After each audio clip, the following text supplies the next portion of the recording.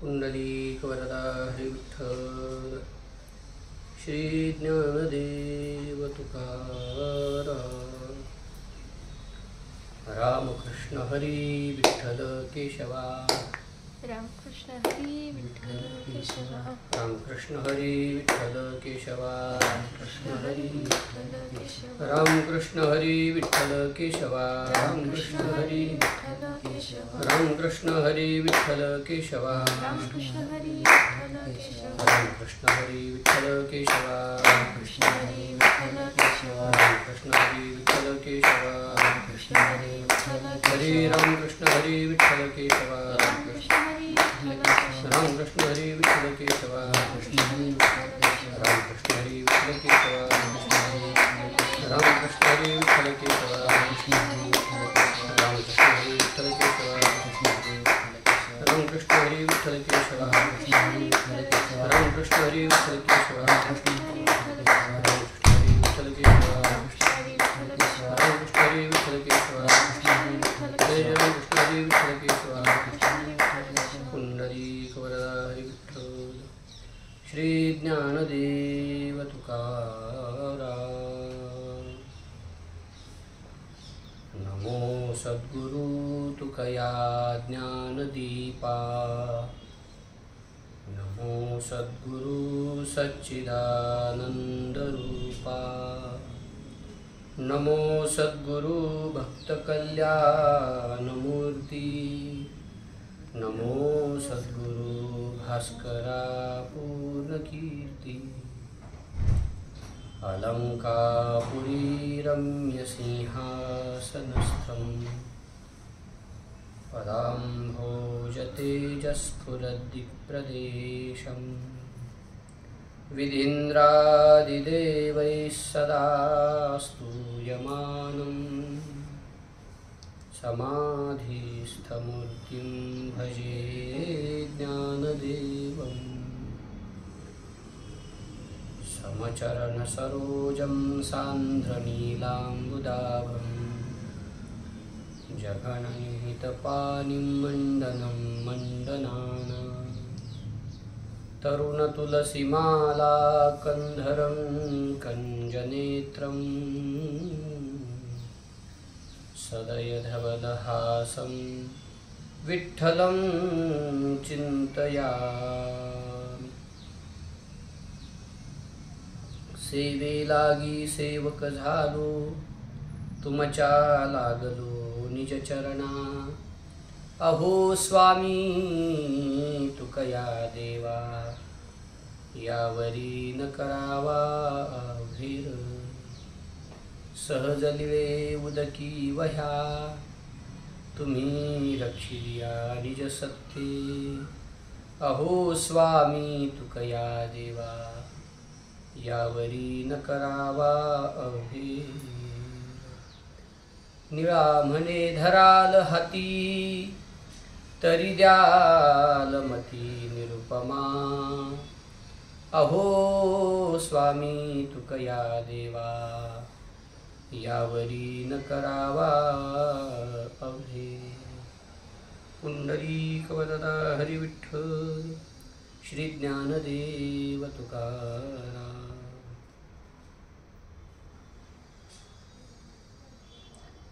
समचरण दृष्टी विटेवरी साजी तेथे माझी हरी वृत्ती राहो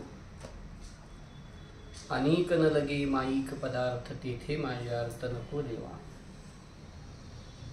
ब्रह्मादिक पदे दुःखाची शिराणी तेथे दुश्चित जनी जळू देसी अनेक न लगे माईक पदार्थ तेथे माझे अर्थ नको देवा तुका म्हणे त्यांचे कळले आम्हा वर्म जे जे कर्म धर्म नाशिवंत अनेक न लगे माईक पदार्थ तेथे माझे अर्थ नको देवा अकारण करुणावरुणालय भक्तवांछा कल्पतरू अनंत कृपा सिंधू अखिल कोटी ब्रह्मांड नायक रुक्मिणी प्राण संजीवन भगवान श्री पंढरीश परमात्मा विश्वमौली श्री ज्ञानोबाराया जगद्गुरु श्री तुकोबाराया आदी करून सर्व संतांच्या कृपेने तुम्हा सर्व भाविक सज्जन सर्वांच्या शुभ संकल्पातून संपन्न होत असलेली आपली ही प्रवचनरूपी सेवा वास्तविक पाहता प्रवचनरूपी सेवा म्हणण्यापेक्षा एक अभंग चिंतन एकांत म्हणजे आता इकडं पडिलो दूरदेशी मजा आठवे मानसी म्हटल्यासारखं, पण कुठल्या तरी निमित्तानं आपला संवाद घडावा या दृष्टीनं आपण सर्वजण तुकोबरायांच्या करांगोळीला धरून भगवंताच्या चरणाकडचा प्रवास या चिंतन सेवेच्या निमित्तानं करणार आहोत. सद्गुरू जुलान बाबा म्हणायचे, कीर्तनाची म्हणजे भगवत चरणाची पवित्र कीर्तन यात्रा म्हणायची. तसं आपण ही चिंतन यात्रा तुकोबरायांची करांगोळी धरून पुढे चालणार आहोत. कालपासून याला आपण प्रारंभ केलेला आहे. मग प्रारंभामध्ये समचरण दृष्टी म्हणजे मंगलाचार घडावा या दृष्टीनं मंगलाचरण प्रकरणातला हा अभंग चिंतन सेवेसाठी निवडलेला आहे. या अभंगामधून जगद्गुरु श्री तुकोबराय भगवान श्री पंढरीश परमात्म्याकडं आशीर्वादाची अपेक्षा करतायत. अर्थात हे आशीर्वादरूप मंगलाचरण आहे आणि भगवंताच्या रूपाचंही वर्णन करतायत. अर्थात हे वस्तू निर्देशरूप मंगलाचरणही आहे. काल आपण मंगलाचरणाच्या संबंधानं चिंतन करून आलो. मंगलाचरण म्हणजे काय? मंगल आचरण, मंगल आचार. आणि या जगतामध्ये एक देवच मंगल आहे. पवित्राणाम पवित्रोयम मंगलानांच मंगलम असं भगवंताचं विष्णू सहस्त्रनामामध्ये वर्णन आहे. आणि तो सकळ मंगळ निधी म्हणून ज्ञानोबराय म्हणतात. निधी म्हणजे समुद्र, मंगळाचा मंगळ साठा तुकोबराय म्हणतात. याचा अर्थ हा मंगल स्वरूप असणारा परमात्मा, त्याच्या संबंधानं केलेली कृती ती मंगल आचरण, मंगलाचरण. मग त्याला केलेला नमस्कार, त्याच्याशी केलेला संवाद, त्याच्या रूपाचं केलेलं वर्णन या दृष्टीनं मंगलाचरणाचे प्रकार आहेत. तर प्रस्तुत अभंगामध्ये तुकोबराय मंगलाचरण करतायत. आपण थोडंसं पहिल्या चरणाच्या उत्तरार्धातून अभंगाकडे निघालेलो आहोत. कालपर्यंत आपण काल चिंतन असं केलं की तुकोबराय देवाला म्हणतात की तेथे माझी हरी वृत्ती राहा, तुझ्या चरणी आमची वृत्ती अर्थात आमचं मन स्थिर व्हावं असं तुकोबराय इथं देवाला प्रार्थना करतायत. काल मग मनाच्या संबंधानं थोडासा आपण विचार केला. मन हे अत्यंत चंचल आहे, चपळ आहे. त्यानं ठरवलं तर आपल्याला मुक्त करू शकतं, त्यानं ठरवलं तर आपल्याला गोत्यात आणू शकतं, असं हे मन आहे. गती अधोगती वगैरे काल आपण चिंतन केलेलं आहे. तुकोबराय म्हणतात देवा हे मन जर संसारात गुंतून राहिलं तर आमची अधोगती झाल्याशिवाय राहणार नाही. म्हणून आमचं मन आपल्या चरणाजवळ स्थिर व्हावं. आणि हे मनाचं एक विशेष आहे. काय विशेष आहे मनाचं? की जिथं त्याला गोडी निर्माण झाली, एकदा एखाद्या गोष्टीची गोडी त्या मनाला निर्माण झाली की ते मन पुन्हा ते स्थान सोडत नाही. लाचावले मन लागलीसे गोडी, ते जीवेन सोडी ऐसे झाले. एकदा त्या मनाला एखाद्या स्थानाची गोडी लागली की ते सोडत नाही. ज्ञानोबराय सुद्धा म्हणतात की मला वाटतं कितव्या अध्यायात आता मला लक्षात यायचं नाही, पण यया मनाचे एक निके 6व्या अध्यायात कदाचित, देखिले गोडीची ठाया सोके म्हणून अनुभव सुखाची कौतुके दावी जाईल. देखिले गोडीची ठाया सोके, सोक्त म्हणे येणे सोसे मन झाले हव भरी, परती माघारी घेत नाही. याचा अर्थ काय? की मन जिथं त्याला गोडी लागली तिथं स्थिर होतं. पण आता भानगड अशी आहे की अनेक कालापासून, अनादी कालापासून, अनेक जन्मापासून संसार विषय याच्यातच हे मन गुंतलेलं असल्यामुळं परमार्थाची गोडी त्याला लक्षात येईना. विषय विषयाचा पडी पाडू, गोड परमार्थ लागे कडू, कडू विषय तो गोडू जीवासी झाला. किंवा मग नाथ महाराजांनी जे सर्प प्रकरणामध्ये दिलेलं वर्णन आहे, विषय निंबतो बहुगोडी आला, भजन बोलतो मज कडू झाला. या अर्थाने परमार्थातली गोडी आता मन जाणू शकत नाही.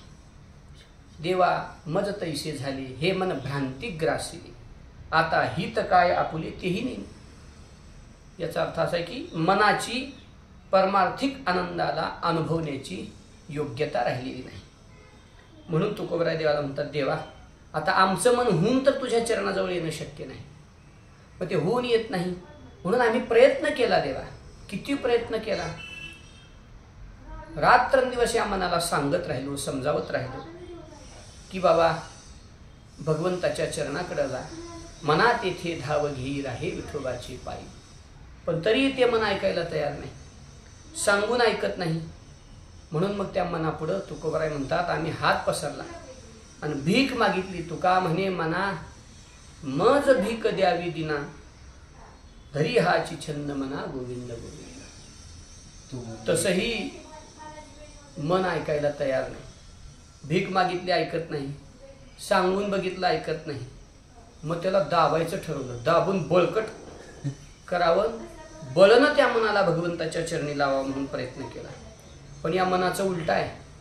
जेवढं याला बळ लावून एखाद्या गोष्टीकडे फिरवावं तेवढं ते उलटं चालते.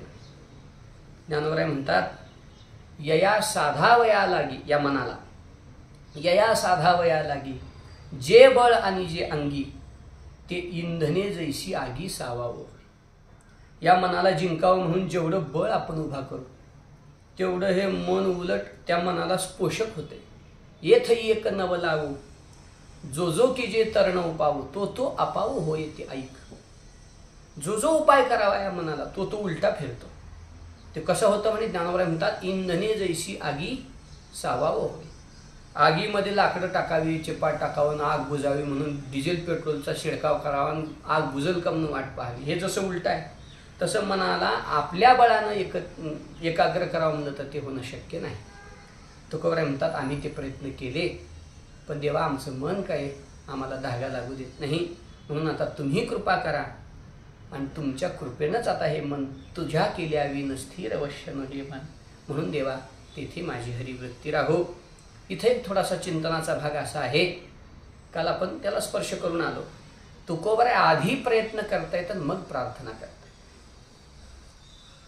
म्हणजे साधकानं सुद्धा आधी प्रयत्न करावा मग प्रार्थना करावी. प्रयत्न करणाऱ्यालाच देव सहाय्य होतं. संतांनी किती प्रयत्न केले, देव सहाय्य झाला ही गोष्ट खरी आहे. तुकोबाराय म्हणतात, सहाय्य झाला पांडुरंग दिला अभ्यंतरी संग. पण सहाय्य कधी झाला? तुकोबारायांनी त्याच्या आधी चरण दिलं, अवघेची गोड झाली माग लिये भरी आहे. माग आम्ही केलेले अनादि जन्मापासून केलेले प्रयत्न त्याचा परिणाम म्हणून सहाय्य झाला पांडुरंग. म्हणजे प्रयत्नांती प्रार्थना ही गोष्ट अत्यंत, प्रयत्नच केला नाही, नुसती प्रार्थना करू लागला. दे रे हरी पलंगावरी, देव देत नाही महाराज. गुरुरे बंडाता त्यांच्या मुखातून आम्ही ऐकलं होतं, तात्या म्हणे पंढरपूरला जायचा जो प्रयत्न करतोय त्यानं देवाकडे प्रार्थना करावी. उदाहरण द्यायचं झालं, एकाला वाटलं जावं पंढरीला आता कार्तिकी वारीला, पण ते ठरता ठरता ठरता एकादशीच्या दिवशी सायंकाळी 4 वाजता त्याला वाटलं की आता निघावंच. निघाला. कसं तरी जीप सापडली, बस सापडली, मोहोळपर्यंत आला. येता येता रात्रीचे 9 वाजले आणि आता वाहनच भेटेना. मोहोळपर्यंत आलाय, प्रयत्नानं आला. आता प्रयत्नानं पंढरपूरला जाणं शक्य नाही. तिथं उभा राहून जर देवाला प्रार्थना केली, देवा आज एकादशीच्या रात्री का होईना पंढरपुरात पोहोचावा अशी माझी इच्छा होती, वाहन भेटत नाही, कृपा करा, काही तर सोय लावा, अशी म्हणून जर देवाला प्रार्थना केली तर देव नक्की सोय लावतील. कुठलं टमटम येईल, जीप येईल, कुठले वारकरी येतील, काय तर साधन भेटेल आणि पंढरपूर आपण गटू. पण घरात बसला, तात्याच्या भाषेत बोलायचं झालं, घरात पादत पडलाय आणि म्हणतोय देवा मला पंढरपूरला यायचं आहे हो. असं जर म्हटलं तर भगवान कृपा करणार नाही. आधी प्रयत्न आणि मग प्रार्थना. संतांनी किती प्रयत्न केलेत. याची लागी हो तेजी येली भोग, याची लागी हो केली नाना याग, याची लागी हो अष्टांगादी योग, याची लागी या विषयाचा त्याग हो. किती प्रयत्न केलेत संतांनी. मागे बहुता दिवस आर्त वागविले, आजी अकस्मात फळ देऊ आली, दृष्टी देखील श्रीहरीची पावली, घेतले जन्म मागे सार्थक त्याची झाले हो. म्हणजे मग नुसतं अर्थच वागवलं का तुम्ही, म्हणजे इच्छाच बाळगली का देवाचं दर्शन व्हावं म्हणून? निळोबराय म्हणले नाही, नाना साधनाच्या केल्या खटपटा, परित्या न पवती हो याचा दारवंठा, जाणो जाता जाणीव घाल्या आडफाटा, योग अभ्यासे सिद्धी रोधी त्या वाटा. केली ही साधना. सिद्धीला किती गेली काय गेली पुढं महाराजांनी त्याचा सारासार विचार केलेला आहे. पण केली की सगळी साधनं केली. ऐशे शोधिले मार्ग नाना परी, नयेची प्रतीती म्हणून सांडिले दुरी. शोधिले मार्ग नाना परी, अनेक मार्ग आम्ही प्रयत्न केले. यश आलं किंवा नाही हा भाग पुढचा आहे.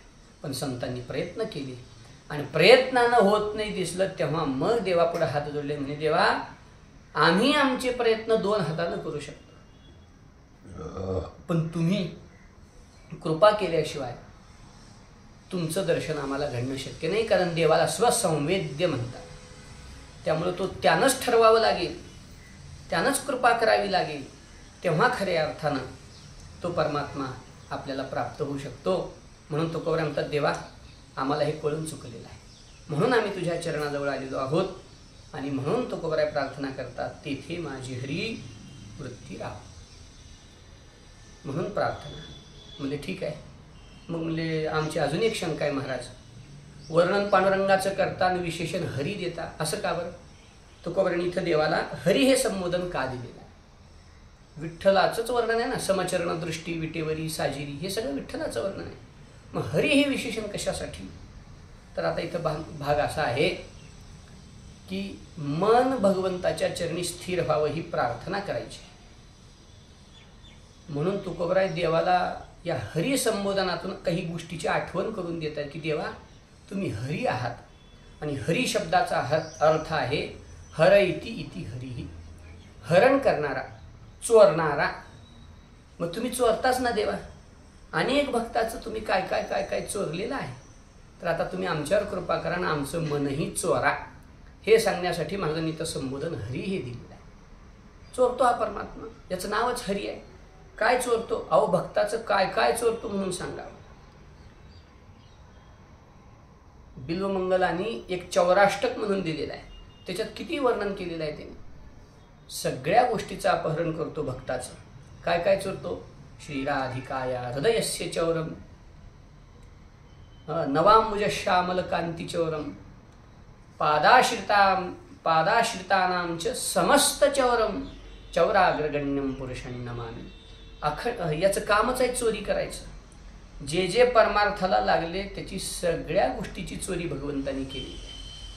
आता काय काय चोरलं याचा जर विचार करायचा झाला तर सुरुवातीपासून विचार करायचा झाला तर ज्या भक्तांनी याची अनन्य भावानं भक्ती केली, पहिल्यांदा त्या भक्ताचं भगवंतांनी मान सन्मान, जगातला संसार, संपत्ती, ह्या सगळ्या गोष्टीची चोरी केली. बघा तुकोबराय म्हणतात देव भक्ता लागी करुणे जी संसार, अंगी वारावार करून ठेवी.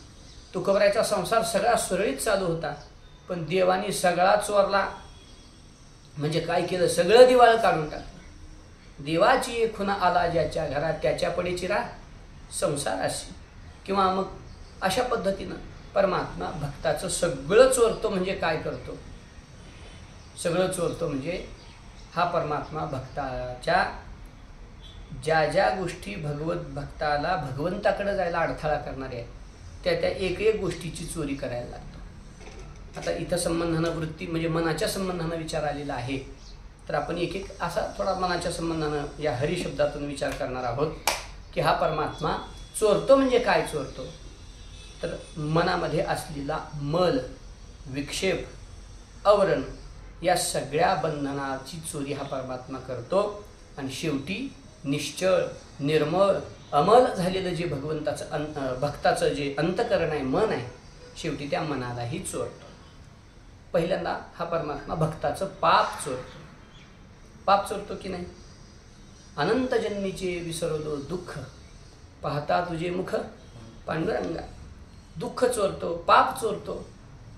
किती जरी पापाच्या राशी उभ्या राहिलेल्या असल्या, त्या भगवत भक्तानं एकदा याला हाक मारली की सगळ्या पापाचा नाश करतो. तृणाग्नी मिळे समरस झाले, तैशी नामी केले जपता आहे. याचा अर्थ असा आहे की हा मल चोरतो. अजून एक अर्थ करता येईल. मल म्हणजे काम. पाप जिथून घडतं त्याचं मूळ पाहिलं तर कामातून पाप घडतं. आणि हा परमात्मा त्या भक्ताच्या कामाची चोरी करतो का हो? आता काम तर चोरता येत नाही, पण त्या कामाचं तोंड फिरवतो. तो काम जर विषयाकडे वळून राहिला तर नक्की आपल्याला नरकात नेल्याशिवाय राहणार नाही. त्रिविधम नरकस्येदम द्वारम त्रिविधम नरकस्येदम द्वारम नाशनमात्मनः कामक्रोधस्तथा लोभस तस्मादेतत्त्रयं त्यजेत. भगवान म्हणतात गीतेमध्ये की त्रिविधम नरकस्येदम द्वारम, 3 द्वार आहेत नरकाचे, काम, क्रोध तथा लोभ. हा जो काम आहे तो विकार रूप काम आहे. हा काम नक्की आपल्याला कामे नेले चित्त नेली अवलोक मुख वगैरे प्रमाण आपल्याला ज्ञात आहेत. किंवा या काम क्रोध लोभा माझी जो पुरुष शोभा तो निरयपुरीची सभा सन्मानू पावे. ज्ञानोबा म्हणतात नरकात त्याला चांगला सन्मान मिळतो. नरकात सन्मान मिळतो म्हणजे काय हरतुरी मिळते असं ना. यमाचा पाहुणा प्राणी होय म्हणल्यासारखं पाहून पण यमाचं चांगलं नाही. तिथं गेलं की मारिती तोडीती जोडीती निष्ठुर यमाचे किंकर बहुसाल. किंवा मग ते तुकोबरांनी केलेलं सगळं वर्णन आपल्याला ज्ञात आहे. सांगण्याचा अर्थ असा आहे की हा काम आपल्याला अत्यंत दुःख देणारा दीनहीन बनवणारा असा काम, पण त्या कामाचं अपहरण परमात्मा करतो भक्ताच्या हृदयातल्या. म्हणजे करतो काय तर त्या भक्ताची कामना ही भगवत रूप होऊन जाते. धन्य हरिरूपी गुंतल्या वासना उदास त्या सुनागळू यांच्या. किंवा कामतो कामना भोगीतसे देवा अलिंगने हेवा चरणचुंबी. कामाचं मुख बदललं फक्त. विषयाच्या सन्मुख असलेला काम फिरला देवाकडे झाला. मग माझेनी कामे सकाम माझेनी भुली संभ्रम. ज्ञानोबांनी जे वर्णन केलेलं आहे 9व्या अध्यायामध्ये भक्ताचं, तर तो भक्त कामी आहे. कामुक आहे पण भगवत स्वरूपाच्या ठिकाणी. म्हणजे हा परमात्मा भक्ताचा काम चोरतो म्हणजे त्याचं तोंड फिरवतो. म्हणजे बरं मल गेला, काम गेला म्हणजे मल गेला. काम गेला की क्रोधाला जा म्हणावं लागत नाही. कारण काम आला की क्रोधाला ई म्हणावं लागत नाही. देखे काम जेथे उपजला तेथ क्रोध आधीचे आत. आणि काम गेल्यावर काम नाही तेथे क्रोधाची कैचा. मग कैचे भांडण रे. नामदेवराय खेळ यामध्ये वर्णन करतात. म्हणून विक्षेप गेला, मनाची चंचलता गेली. किंवा अजून एका पद्धतीनं विचार करायचा झाला तर मनाची चंचलता जाण्यासाठी भगवत भक्ताच्या भगवंतानी एक गोष्ट लक्षात घेतली की ह्या भक्ताला डोळ्यानं रूप पाहावं वाटतं, तोंडानं सारखं काहीतरी बोलत राहावं वाटतं, कानानं काहीतरी ऐकत राहावं वाटतं. आणि हेच जर विषयाच्या गोष्टी बोलल्या, विषयाच्या गोष्टी ऐकल्या, विषयाच्या गोष्टी पाहिल्या तर विक्षिप्तता अंतःकरणामध्ये मनामध्ये निर्माण होते, विक्षेप निर्माण होतो. पण भगवंताने एक युक्ती केली आणि इतकं सुंदर रूप धारण केलं की जगामध्ये त्याच्यापेक्षा पुढं सुंदर काही नाही. मग आता डोळ्यानं दुसरं काही पाहावं वाटतच नाही. फक्त आणि फक्त भगवंताचं रूप पाहावं, दुसरं काही त्या डोळ्याला गोड लागतच नाही. तुकोबराय म्हणतात ना, पाहिलिया वेध लावी बैसे जीवी जडून. इतका सुंदर रूप भगवंतानी धारण केलं की त्या भक्ताचे डोळे तिथं आकर्षित झाले. दुसरं त्याला पाहायची आता इच्छा राहिली नाही. म्हणजे बरं इतकं सुंदर चरित्र भगवंतानी लीला केल्या, चरित्र ग्रंथ निर्माण झाले त्या चरित्रावर की आता मुखानं गायचं झालं तरी देवाचं चरित्र गावं आणि कानानं ऐकायचं झालं तरी भगवंताची गुणगानच ऐकावी अशी स्थिती झाली. म्हणजे महाराज देवाचं चरित्र आणि देवाचं रूप इतकं सुंदर आहे का की विषयी लोकाला आकर्षित करेल. ज्ञानोबराय म्हणले बाबा विषयी लोकाला आकर्षित करील यात काय नवल, पण जे जन्मताच विषय जिंकून जन्माला आलेले ऋषीमुनी आहेत त्या ऋषीमुनींच्या सुद्धा अंतःकरणाला आकृष्ट करणारं भगवंताचं हे रूप आणि गुण आहे. ज्ञानोबराय म्हणतात ना, जे विषय जिनोनी जन्मले शुकादिक जे दादुले ती विषयोची वानिता झाले भाटययाचे. किंवा कुंती मातेनं जी भगवंताची स्तुती केलेली आहे भागवतामध्ये, त्यामध्ये कुंती माता म्हणते तथा परमहंसानाम मुनीनाम अमलात्मनाम भक्तियोग विधानार्थम कथम पश्येमहि स्त्रिया. मुनीनाम अमलात्मनाम, अमल अंतःकरणाचे या जगताच्या कुठल्याच विक्षेपात न येणारे असे असणारे जे ऋषीमुनी आहेत त्यांच्या सुद्धा मनाला भगवंता तुमचं रूप जर आकर्षित करतं तर माझ्यासारखे सामान्य स्त्री त्या रूपाला कशी ओळखू शकेल असा पुढचा भाव आहे. पण मला सांगायचं असं आहे की ऋषीमुनींच्या सुद्धा अंतःकरणामध्ये जे ब्राह्मी स्थितीमध्ये राहिलेले आहेत, यम लब्ध्वाच्या परम लाभम मन्यते नाधिकम ततः, अशा स्थितीमध्ये जे स्थित झालेले आहेत, यस्मिन स्थितो न दुःखेन गुरुनापि विचारले, अशा स्थितीमध्ये जे स्थानापन्न झालेले महात्मे आहेत, येशा ब्राह्मी स्थिती पार्थ नैनाम प्राप्य विमयी. अशी एक भूमिका त्यांना प्राप्त झाली, ब्राह्मी स्थिती. पुन्हा या जगताच्या कुठल्या पदार्थात ते मोहित होत नाहीत. मग कोण मोहित होतं? तर ते 5व्या अध्यायात आहे बघा. तेन मुह्यंती जंतवा, जीव तिथं आकृष्ट होतात. जिथं संत या जगाच्या कुठल्याच मोहामध्ये गुंतत नाहीत, पण ते सुद्धा देवाच्या रूपाच्या मोहात गुंतल्याशिवाय राहिले नाहीत. असं रूप भगवंतांनी धारण केलं, असं चरित्र गुण लीला केल्या की त्या भक्ताचं मन तिथं आकर्षित झाल्याशिवाय राहिलं नाही. आणि तिथं एकदा आकर्षित झालं की तिथून पुन्हा हल्लच नाही. महाराज वर्णन करतात की नाही, देखिले तुमचे चरण निवांत राहिले मन, किंवा आता कोठे धावे मन, तुझे चरण देखलिया, भाग गेला क्षण गेला, अवघा झाला आनंद. या दृष्टीने जर आपण विचार करायला लागलो तर आपल्याला हा भाव लक्षात घेतला पाहिजे की भगवंताच्या स्वरूपाच्या ठिकाणी भक्ताचं मन स्थिर झालं. म्हणजे भगवंतानी भक्ताचा पहिल्यांदा मल काढून घेतला, म्हणजे पाप करण्याची प्रवृत्ती संपवली. पाप करण्याची प्रवृत्ती संपवली. आता निर्मळ मन झालं. पण निर्मळ मनानंतर त्या मनाला स्थिर करणं गरजेचं आहे. तर त्या ज्याच्यामुळे ते विचलित होतं त्याच गोष्टी बाजूला केल्या आणि इतकं सुंदर रूप आदी गोष्टी धारण केल्या की आता त्याचा विक्षेपही गेला मनाचा. म्हणजे मल हरण केला, विक्षेप हरण केला. आता फक्त अज्ञान त्या मनामध्ये राहिलं. आवरण, माया म्हणा, अज्ञान म्हणा, उपाधी म्हणा. आता ते कसं जाईल हो? ते जाण्यासाठी ज्ञानाशिवाय पर्याय नाही. शंकराचार्यांनी हे खडाळून सांगितलेलं आहे. कृते गंगा सागर गमनम व्रत परिपालनम अथवा दानम, ज्ञानविहीन सर्वमतेन मुक्तिम न भजती जन्मशते. काहीही करा म्हणे, पण ज्ञानविहीन सर्वमतेन मुक्तिम न लभती. हजारो जन्म जरी घेतले तरी ज्ञानाशिवाय आवरण जात नाही. हे सरळ आहे.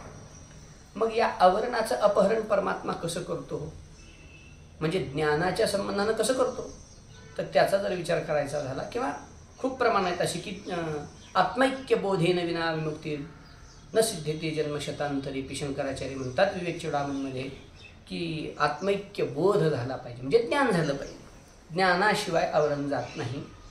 मग हा परमात्मा भक्ताचं आवरण कसं अपहरण करतो, हरण करतो, तर त्याचं उत्तर असं आहे. हा भक्त तर त्याचं भजन करीत बसलाय, त्याचं चिंतन करीत बसलाय. त्याला ज्ञानाचं घेणं देणं नाही, कशाचं घेणं देणं नाही. न लगे जाणावे नेनावे, गावे आनंदी नाचावे, प्रेमसुख घ्यावे या वैष्णवा संगती. पण देवाला अडचण आहे ना. देवाला वाटतं की माझा भक्त मुक्त झाला पाहिजे, त्याला ज्ञान झालं पाहिजे. म्हणून मग तो परमात्मा स्वतःच गुरु होतो. आणि माझ्या विठोबाचा कैसा प्रेमभाव, आपणची देव होय गुरु. गुरु होतो आणि गुरुहून ज्ञान देण्यासाठी येतो. तैसी कर्मसाम्य दशा अथी जेथ विरेशा, सद्गुरु आपैसा भेटीची गा. तो सद्गुरु आपैसा भेटीची गा म्हणजे देवच सद्गुरु रूपानं आपैसा भेटीची गा, हा त्याचा अर्थ आहे. मग जो भेटलाची हरेशिन काय ओवी, ज्ञानदाने सकरुण भजिजे गुरु. मला आता एक तुकडा आठवेना ओवीचं, पण ज्ञानदाने सकरुण भजिजे गुरु. जो भेटलाची हरेशिन, जे सद्गुरू भेटतात आणि आवरणाचं अपहरण करतात. असं नाही जमलं तर देवानी स्पष्ट गीतेमध्ये सांगितलेल्या 10व्या अध्यायामध्ये, अर्जुना तेषां सततयुक्तानां भजतां प्रीतिपूर्वकम. मग त्याच्या पुढच्या कल्याणाची जबाबदारी माझी आहे. म्हणून दधामि बुद्धियोगम तम येन मामुपयांती. ते म्हणजे तो परमात्माच त्या भक्ताला ज्ञान देतो. कुठल्याही रूपानं देईल, निमित्तानं देईल, प्रसंगानं देईल, पण तो परमात्मा त्या भक्ताच्या आवरणाचंही अपहरण करतो. म्हणजे मलही अपहरण करतो, विक्षेपही अपहरण करतो आणि अज्ञान म्हणजे आवरणही अपहरण करतो. आणि असं निर्मळ शुद्ध झालेलं मन शेवटी त्या मनाचंही अपहरण करतं. भो भरावतारकम भवाब्धिकर्णधारकम यशोमती किशोरकम नमामि चित्तचोरकम. शंकराचार्य म्हणतात हा चित्त चोरतो. ज्ञानोबांनी वर्णन केलेलं आहे की हा परमात्मा चित्ताचं अपहरण या परमात्म्यानं आमच्या केलेलं आहे. आता ते लय दिवस झाल्यानं जरा मला प्रमाणात दिसू लागल्यात, पण प्रगट होईना असं होऊ लागले. असू द्या, तुम्ही समजून घेतात सगळे. पारू रे पारू कान्हा झनी करसी अभेरू, तू तव हृदयीचा होसी चैतन्य चोर. बाप रखुमादेव श्री विठ्ठल ज्ञानवरांनी केलेले वर्णन आहे. तू तव हृदयीचा होसी चैतन्य चोर.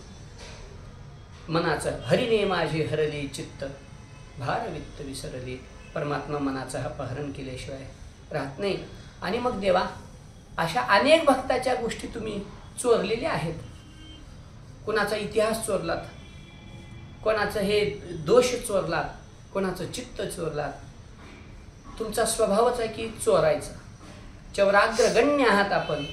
मग तुम्ही माझ्या मनाचंही अपहरण करा.